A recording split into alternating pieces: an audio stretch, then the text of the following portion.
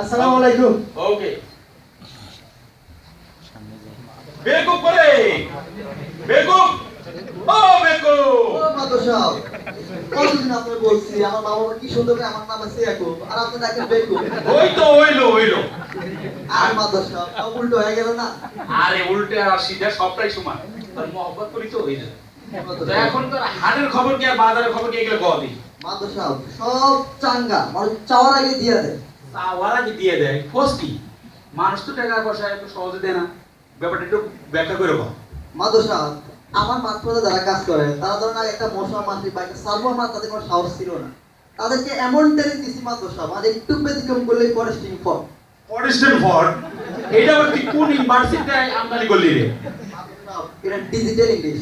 Digital English আর বাংলায় কর মাদর সাহেব, এই যে দেখছেন না বাংলাদেশ বিদেশি মাল, একটু বেতন যদি করে টানে আর মারে জানে ভয় আছে তো অটোমেটিক সব দিয়ে দেয়। ও ঠিক আছে, আমার পাশে থাকিস, দিনকাল ভালো না তো জানোস তো।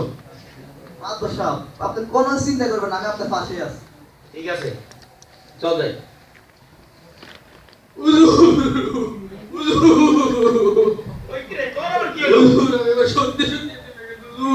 আর সত্যি তুমি গেছো?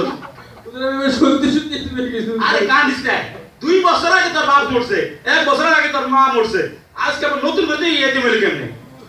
ওই 2 বছর আগে যখন আমার বাপ জান মারা গেল হুজুর, তখন আমার আত্মীয় স্বজন সকলে এলো, আমার মামারা আমার ফুফারা আয় কইলো কান্দিস না রে বাপ জান, তোর বাপ মরছে কি হইছে, আমরা তো আছি। 1 বছর পরে যখন আমার মাটা মারা গেল হুজুর, আমার খালারা আমার ফুফিরা আয় কইলো কান্দিস না রে বাপ জান, তোর মা মরছে কি হইছে, আমরা তো আছি। 1 বছর পরে যখন এই গতকাল রাত্রে যখন আমার লাল টুসটুসে বউটা ফুটটুস করে মরে গেল, এই এলাকার অগর হয়ে রইল, কেউ তো একবার কইলো না আরে কান্দিস না, তোর বউ মরছে কি হইছে, আমরা তো আছি।